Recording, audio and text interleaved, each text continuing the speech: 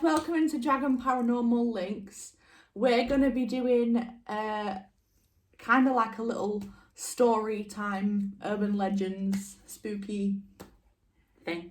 Yeah, we're just going for it, pretty much, whatever. Yeah. I'm Anya, resident witch and team investigator, here with... I'm Manda. I don't know exactly what I'm on. I'm just a team investigator. Also our researcher. Yeah. Right, so, should we get started? We've got some candles, so I apologise for the weird lighting. I apologise. Trying to make it look spooky. Pardon? Trying to make it look spooky. Yeah, we're going for the vibes. Right, who's going first? You. You've got more stories. Oh yeah, so I'm thinking the book. Yeah. Okay, for reference, we're using Be Afraid, Be Very Afraid by Jan Harland Brunvard. I apologise for that. This book. We each have a copy. Is it not Brunvard? I'm not sure. But we each have a copy. We've selected a few stories each that we thought be interesting to share for our first video. Yeah. Okay? By the way, guys, we need your help. Oh, yeah. We are wondering and trying to figure out what we can call this little segment, as it's going to be a regular thing, isn't it? Yeah, like a weekly thing. Yeah. And because we're pre-recording instead of going live as we usually do, we want to use this as a way to connect and get people involved as well with ideas for what we can call this segment. Yeah? Yeah. Yeah, okay. Cool. Right, so let me just find the first one that I've done because... Oh yeah, sorry, I apologise. I will probably stutter. I have dyslexia, so you're going to have to bear with me. Okay. Are we ready? Story time. Right, the first one that I'm going to read is called The Ghost in Search of Medical Help. Okay? And this is from a Dr. Philip Cook of, I think you pronounce it Worcester? Yeah? Massachusetts. Yeah. While he was on a visit in New York City in 1949, February. That was a weird way of saying that. That's a long time ago. Yeah. I've gone for quite old ones. Yeah. And the story goes, he was sitting in his office late one night when he heard a knock, and going to the door found a little girl crying, who asked him to go to her home to visit a very sick patient. He told her that he was practically retired and never made evening calls, but she seemed to be in such great distress that he agreed to take the call, so wrote down the name and address she gave him.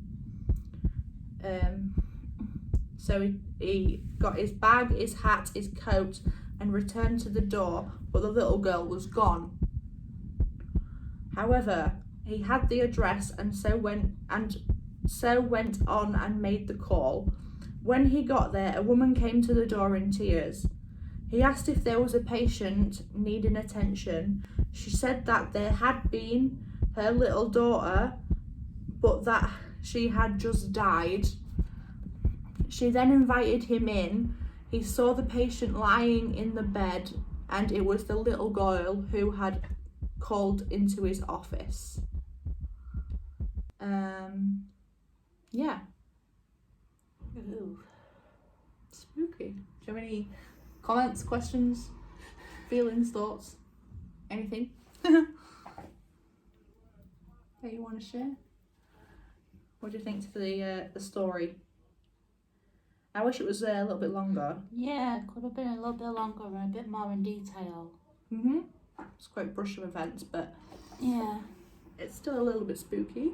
Yeah, Little it ghost is. girl. Right, it's your turn. You're up next. Right. Okay, here goes. And I haven't got my reading glasses on. You're legally blind. Right, I'll get my next one ready. Right. It's my next one. Oh, sorry, remember to I look a bit crazy. so you can see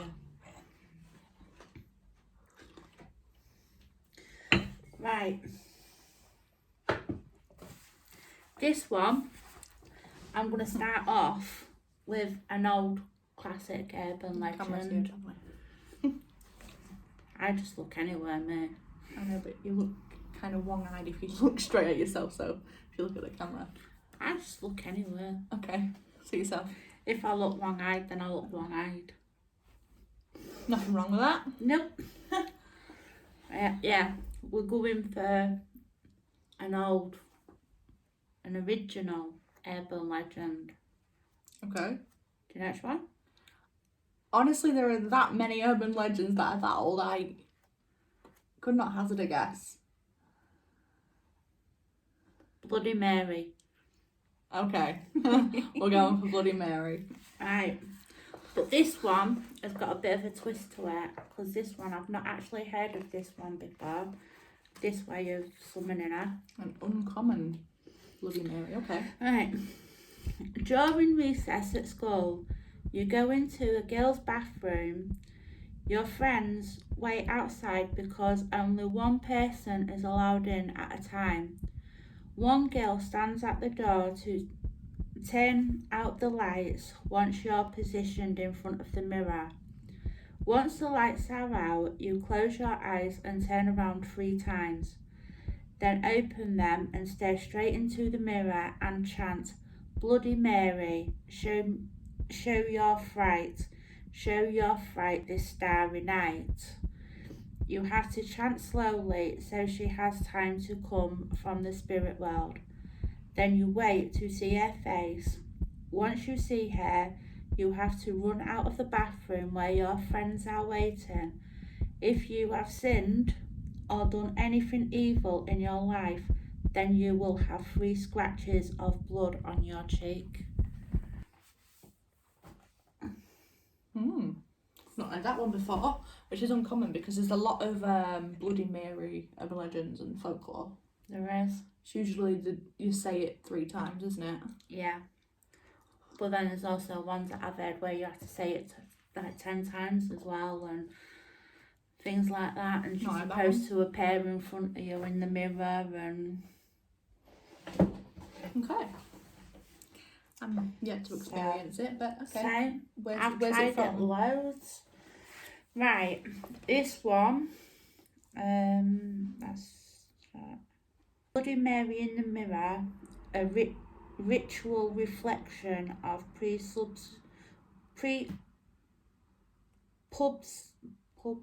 can't say that word. Where am I looking? Pubsen. That's what it looks like. Anxiety. Western folklore. Where it is quoted from the University of California, Berkeley Student Folklore Archive. This version was shared among students in the 3rd grade in 1983 at an elementary school in Louisiana. Spooky.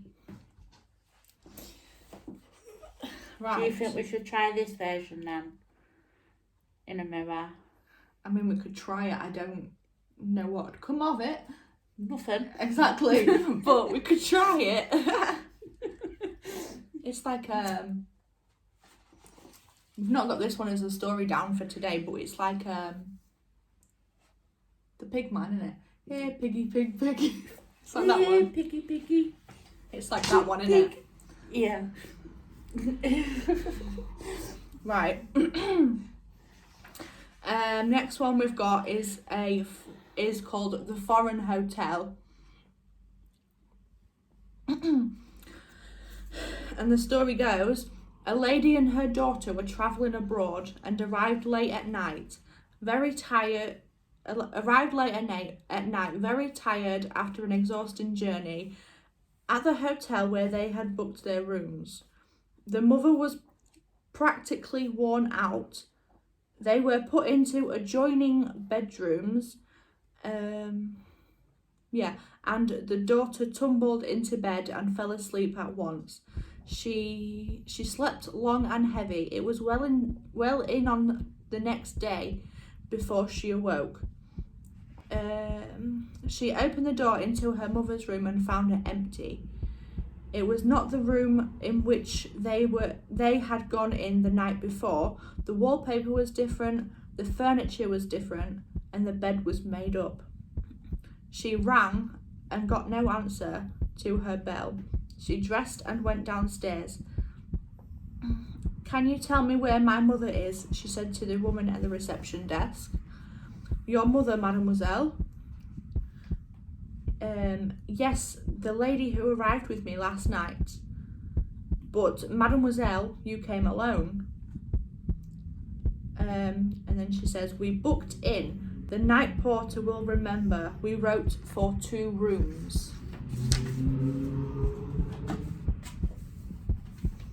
And then mademoiselle indeed wrote for 2 rooms, but she arrived alone. And whenever she asked among the servants, she got the same answer, until she began to think she must be mad. At last she went back to England and told her friends what had happened, and one of them went to investigate. He went to the consul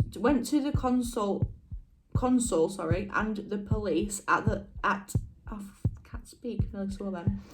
at last he found out the truth.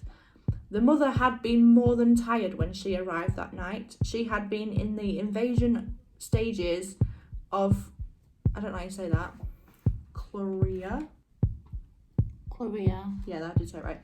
No sooner had she gone to bed than she was taken violently ill. The doctor was sent for.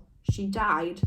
The hotel owners were in a panic and decided to conceal all that had happened.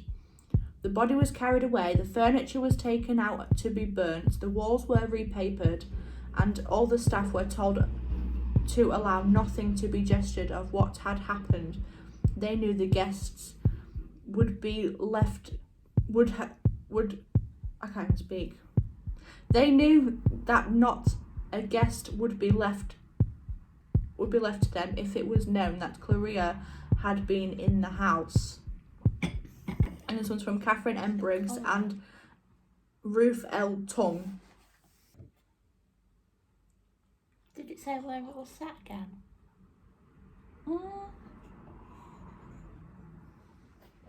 I don't believe so. It just said they were travelling. And they're from England. No. Say it sounds. Mademoiselle, I'm assuming France somewhere. I was going to say it sounds like somewhere in France. I was going to say Mademoiselle. It's French, so I imagine somewhere in France. Ow.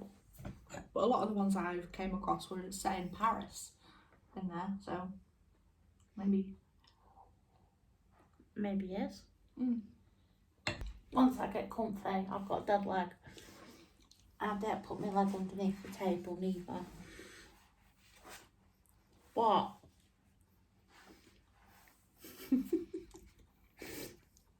No, I'm not getting spooked out by the stories, people. There's a giant spider. Terrified of spiders. Arachnophobia. There is a giant spider lurking around flat somewhere and I don't know where. Disappeared. He's waiting to sleep to jump on you. Fucking better not. Sorry. Mums. Excuse my language. I apologise. Right, this one is called The Body in the Bed. Groovy.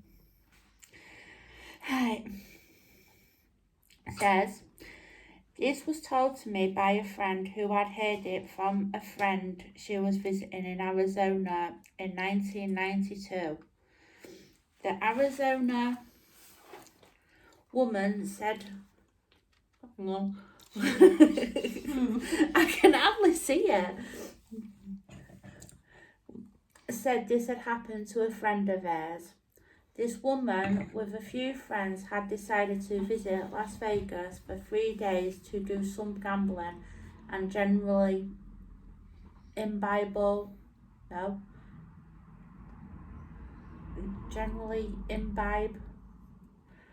some of the lively culture there. They checked. Is it abide? Like abide by? No, because it ain't got a D in it. Imbibe. That's what it says. IMBIBE. It's an American book though. No offense to any Americans watching, but we spell and pronounce things differently, so. Yeah. Very British. Even drinking tea. Please continue. Says you. Drinking tea. You are. I'm very British. You are. I'm drinking tea. I'm eating a shortbread cake thing. I ate scones, but I don't have any. You could have a cucumber sandwich. That's No. very British, apparently. Yeah, I'm good. Anyway, they checked in at the Mirage Hotel and Casino and went up to their room to drop off their luggage. But they noticed a peculiar smell in the room, as if maybe the trash hadn't been taken out or the toilet had gone unflushed. Still, all seemed to be in order, so they left and did not return until late that evening. The smell had gotten noticeably worse over the course of the day, so they called housekeeping to ferret out the offending odour. The housekeeper looked under the beds, in the closets, even sniffed out drains and vents, but could not pinpoint the smell's origin. Finally, they vacuumed the room with a generous amount of carpet fresh, turned the vent on high, and bade the Arizona woman good night. The stench was masked for the moment, and because they were all exhausted, they just went to bed. The woman who had told my friend's friend the story, as she was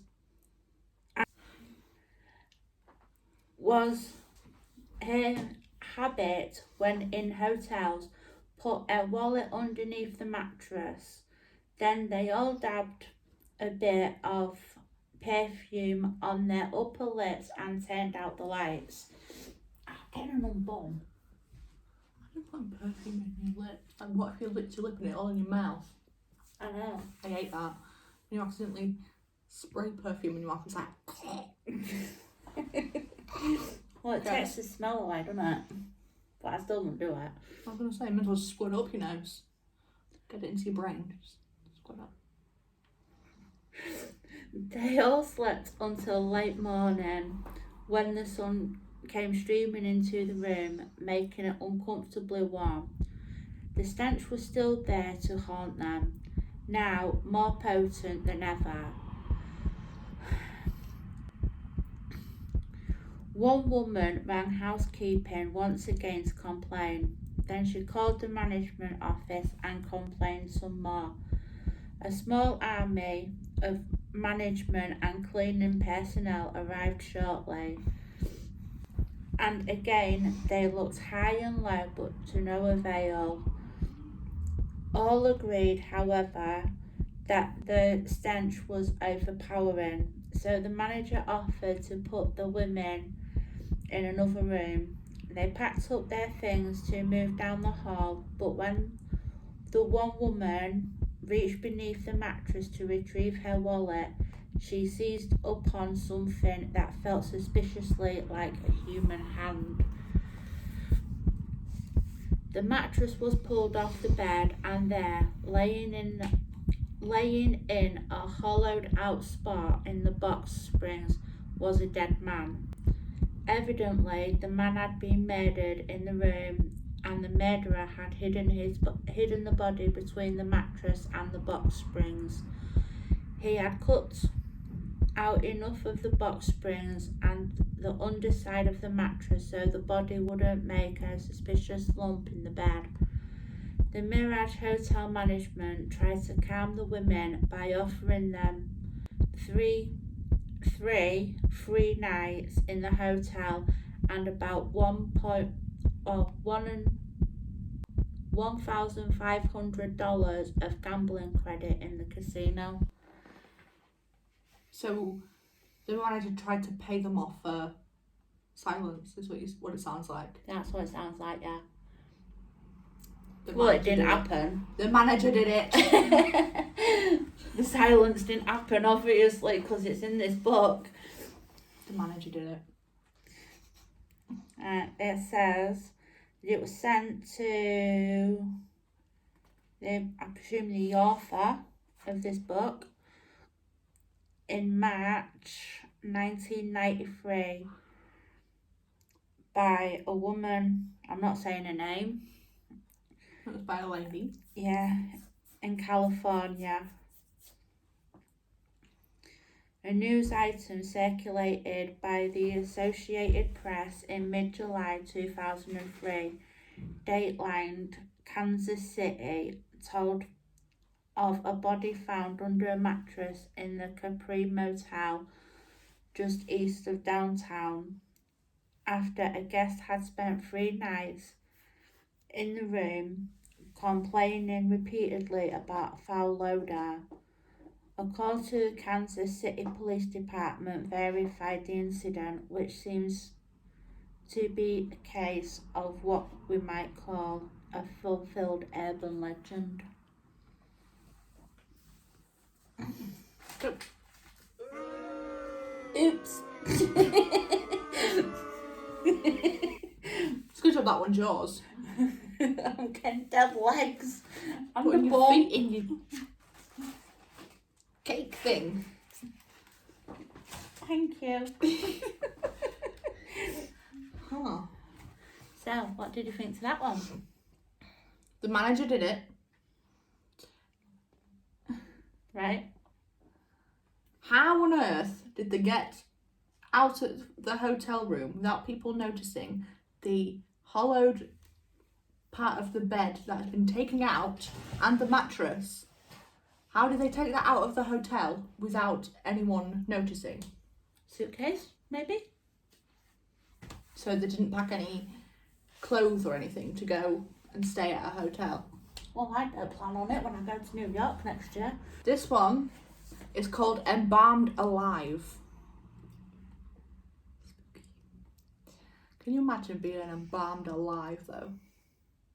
Like the process that goes into embalming someone. Do you know the process?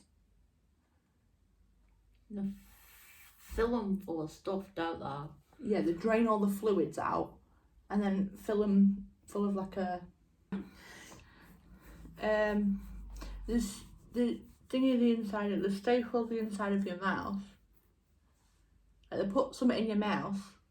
And it's like, can you like fill out, look like you've filled out? Yeah, so they like stuff your cheeks and put something on your tongue, and then they like staple your lips, the inside of your lips closed. So it'll basically look like you're pouting. Oh. No, not necessarily, because they don't always do it the whole way across. It's just like where your natural line would fall. So like when you close your mouth, Yeah. the bits that connect first to the other lip, that's the bit that would be stapled on the inside. So it'd be like these bits. One in the middle, maybe two in the middle. I'm not sure, I've never embalmed anyone. I know that's what they do. Ask your mum. I did a full-on research thing into it. I was just curious. Ask your mum. Right. Anyway, this one, as I said, is called Manda Dyke. It's my cousin's cousin works in fine women's wear at Beverly. No, that's not right. At Neiman Marcus, is that how you say it? Neiman Marcus? In Beverly Hills. Yeah. Told me this true story last Thanksgiving. He told me that since Neiman's has a very... That's what I meant to say. Can't speak. It all looks like it's no words. Right, anyway. Since they have a very lenient return policy, many wealthy women put $10,000 dresses on their charge accounts, wear them once, have them dry cleaned, and then return them to the store. Someone at the store told him what happened because of this practice one time before he worked there. After a woman returned an expensive designer dress, another woman bought the same dress and later broke out. Later broke out. It's because I'm trying to not do that and then it makes me do that. Then later broke out in a horrible rash while wearing it. She went to a dermatologist who said she had to treat her for skin exposure to formaldehyde. And so she sued Neiman's, I don't know how you say that. I'm assuming it's an American store. I don't know. For the doctor's charge. The store traced the dress to the first woman.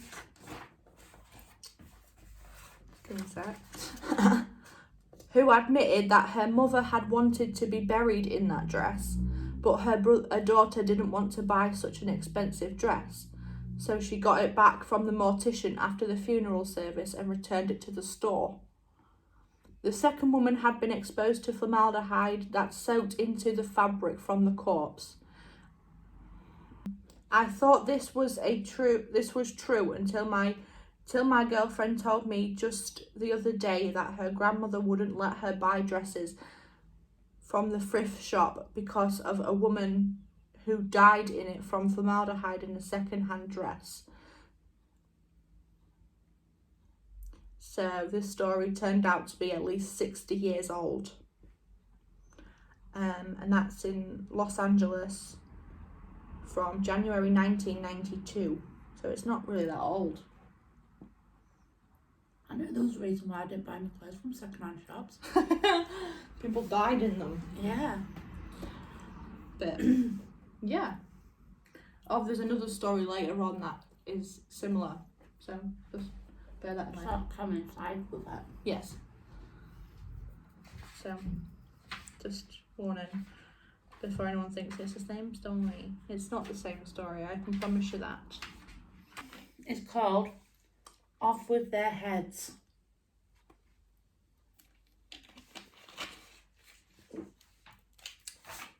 I'm not going to make a comment.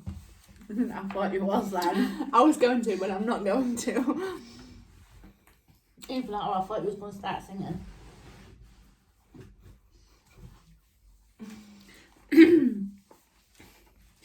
Right.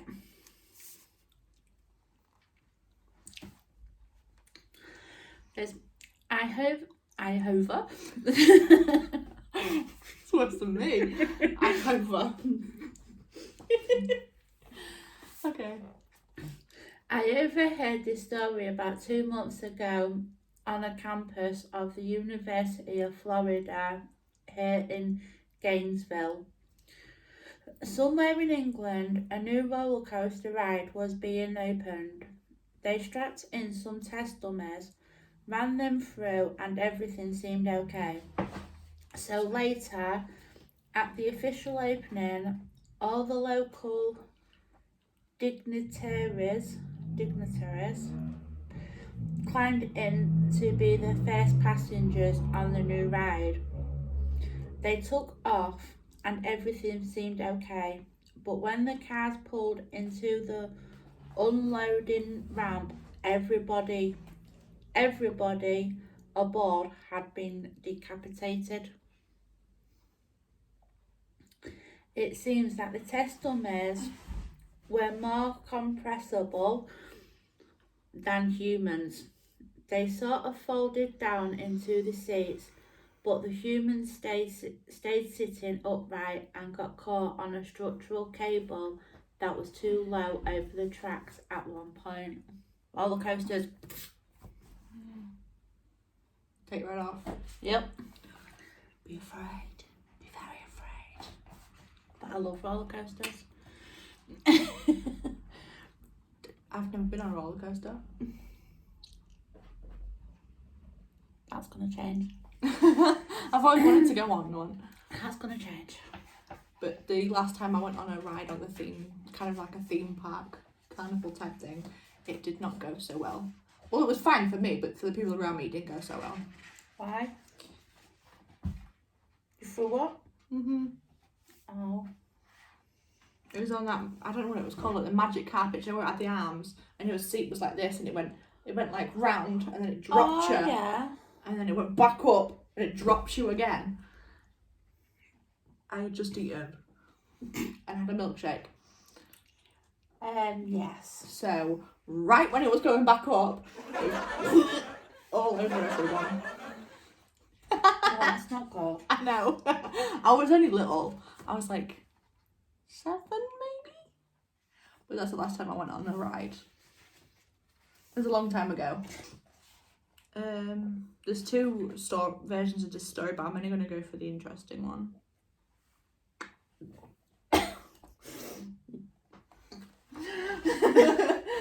Well, the other one's not, like, gruesome at all. That's not good enough, is it? This one's called The Slasher Under the Car. Why are you looking at me like that? I like gruesome stories. Well, not everybody might. The first one's boring. Right. Oh, I just got something in my eye. Oh, that's terrifying to them. I was like... I apologise. Nightmares. Won't be the stories, it'll be that face. Right. This one, what did I say it was called? The Slasher Under the Car. There is a sadistic killer roaming the southwest who is preying on women shoppers during the Christmas season. He's, I can never say the words, but MO is to hide under the car, to hide under the victim's car until she returns laden with packages. I assume that means she's got lots of them. Laden with packages. Well, whatever. Laden with packages. I apologise. As she struggles to unlock her car door without dropping anything, he suddenly lashes out from beneath the car with a tire iron, breaking both her ankles. The pain is so sudden and intense that the victim is unable to make a sound and she falls to the ground. Ouch. The killer quickly bundles her into her own car and sprints away to a secluded spot where she is tortured and killed. The killer recently abducted a woman from a shopping centre here in Phoenix, and her body was found in a desert with multiple 1-inch squares of skin sliced away. She had died from loss of blood. When someone in the class asked why such a gruesome murder had not been covered by the local press, the officer smiled knowingly and replied, "Plenty of things like this never get into the papers." Dun, dun, dun. Yeah, we did it. And this was from September 1984, Phoenix, Arizona.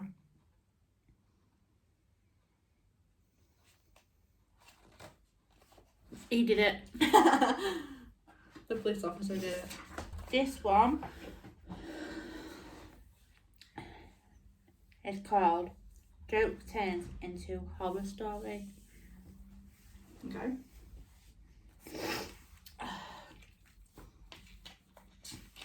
Right. This one's set in Memphis. What are you laughing at? Did it go the wrong way or something? No, it's still really fizzy, so it fizzled and it went. It's good foamy, and I kind of choked on it. Sorry. I'm apologising a lot in this video today. I'm sorry. There you go again. I'm going to start counting the amount of times you say sorry. I'm polite. It's an English thing. The group that gathered in Forest Park Cemetery on soft summer nights enjoyed these goosebumps. Yeah, enjoyed the goosebumps that ghost stories beside the gravestone bring, and the thrill of fear.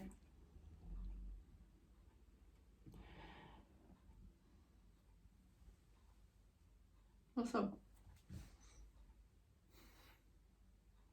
I thought I heard what. And the thrill of fear from strange noises in the night.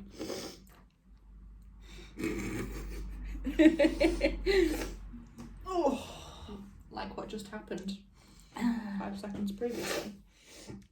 Yeah, but you gotta remember I've got a Floyd ear as well. Yeah, Floyd's ear. But when death itself showed up for the grand finale, the screams no longer ended in giggles. The group, ranging in age from 16 to 36, blacks and whites, men and women. Racist. That's what it says. I'm only reading it. I know. I'm reading it as it says. I know. It's a very diverse group. We get it. Yes. Was in the habit of going.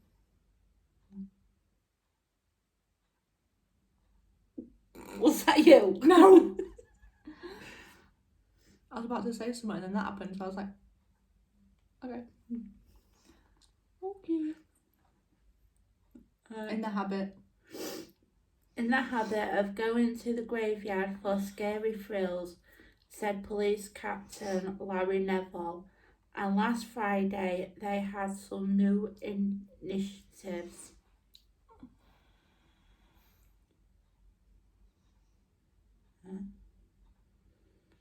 No, it doesn't say initiatives. What is it? Initiates. New victims. As a couple of old hands led that word, Initiates. yeah, to a pre-selected gravestone. Others leaped out from behind trees and tombstones to frighten them. Once at the stone, they exchanged ghost stories. On the way out, Neville said they were to encounter the grand finale, a man hanged from a tree. One of those in the know, Stephen Shane Houston, 28, was keeping contact with the hanged man by a prearranged whistle signal, and he got the last one a matter of minutes before they found his body swinging from the tree. It scared them. Then, with the body when the body continued to swing instead of jump down, it annoyed them.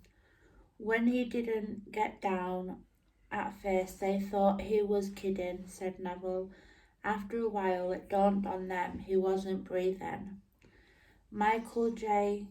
Kirsch, a computer sciences student at Memphis State University, died 5 days short of his 26th birthday, hanged by the neck.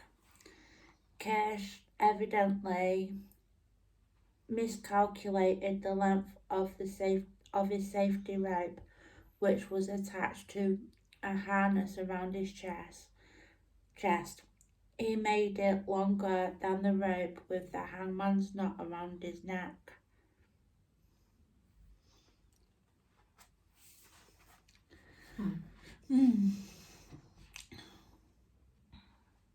So you should never play jokes. It might just go wrong. I mean, or you should. Not like that. Or maybe he shouldn't have miscalculated. He should have paid more attention to what he was doing. Knowing the risks. Yep. This is a long one, so you're going to have to bear with me again with my stuttering and terrible pronunciation of the words. Don't look at me like that. I was only trying to help you out. No, I'm just kidding. I'm not being mean. If I was being mean, you'd know. Yeah, I know. You'd know. Right, this one's called The White Dress. It was the night before the senior prom and one girl didn't have a dress to wear. She was poor and lived in a section of town where there were many immigrants from Haiti and other island countries in the Caribbean Sea. She had gone to the neighbourhood funeral parlour the same day to pay respects to an elderly neighbour who had died. While there, she entered a room by mistake and had seen a young girl about her age and size lying in a casket. As she looked down in the casket, she noticed the girl's dress was very pretty and brand new. It had probably bought just for the burial.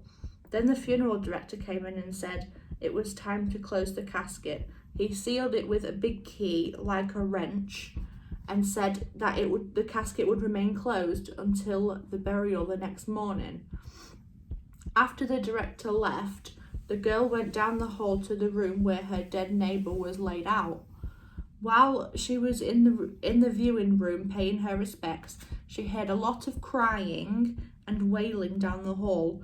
Someone had collapsed with grief, and everyone, including the funeral director, ran down to the hall to help the family. As the girl ran by the room with the sealed casket, she had an idea. She darted into the room, opened the sealed casket with a huge curved wrench, and quickly slid the white dress off the body in the case. Same thing. Casket case. It's a case for dead people. She put the key back in the socket of the casket lid and sealed the lid again. Stuffing the white dress into her school bag, she slipped out past the room where the crying was coming from. The next night, she put on the dead girl's white dress and went to the dance. As she danced with several different boys she knew, her joints started to get stiff. As time went by, her muscles too began to stiffen, and she found herself walking and dancing awkwardly. She thought maybe there was something wrong with the dress. She went into the girls' bathroom, or restroom, sorry, it's American, and slipped into a stall. She took off the dress and searched it all over, but couldn't find anything wrong, so she put it back on. As she danced some more, she became colder and stiffer, until finally she was stiff as a board. An ambulance was called and she was rushed to the hospital, where the doctors pronounced her dead, but she was alive. She could hear every word that was being said and see everything that was happening. She just couldn't move and couldn't speak. Soon she was lying in the same funeral parlour, where the girl in the white dress had been laid out, with her family and friends coming by and weeping. She tried to move or cry out, but she couldn't. The funeral director came and closed the lid on her casket. The next day, the casket was taken to the graveyard. She could hear the grave diggers working. "Did you hear what happened at the funeral home this morning?" asked one. "No, what?" asked the other. as they threw shovelfuls of dirt onto the casket.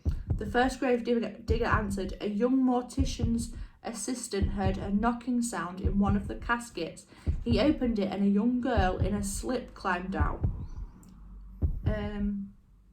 She said she had been the victim of a voodoo ritual. Someone had given her a dress dusted with zombie powder, so she seemed dead when she wasn't. I wonder what happened to the dress, said the other. And then the girl in the casket couldn't hear anything else.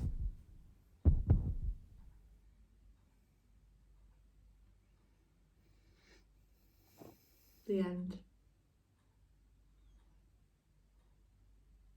Thank you for joining us on this little spooky urban legend story thing. The very first one. Yes, the very first one. They will get better in production or, more confident with us.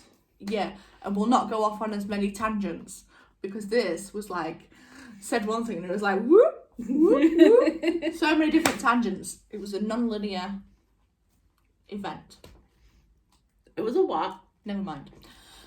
I swear you said it was a non-linear event. Linear. Ah. Means it's in non-chronological order. Don't forget to give us any suggestions that you might have for what we can call this little sit-down segment thing. We haven't quite worked out a schedule for how often we'll be doing these. Well, we did say every week, didn't we? But we don't know what day. I was going to say things are a bit up in the air at the minute, so we need to figure it out. But we will keep you updated on the page. Don't forget to share the page. Oh yeah, share the page. Subscribe to our YouTube channel. I was going to say subscribe to our YouTube channels. I was going to say, yeah, if you're watching this on YouTube, the links to both channels will be in the description. And if you want, you can follow us on other social medias.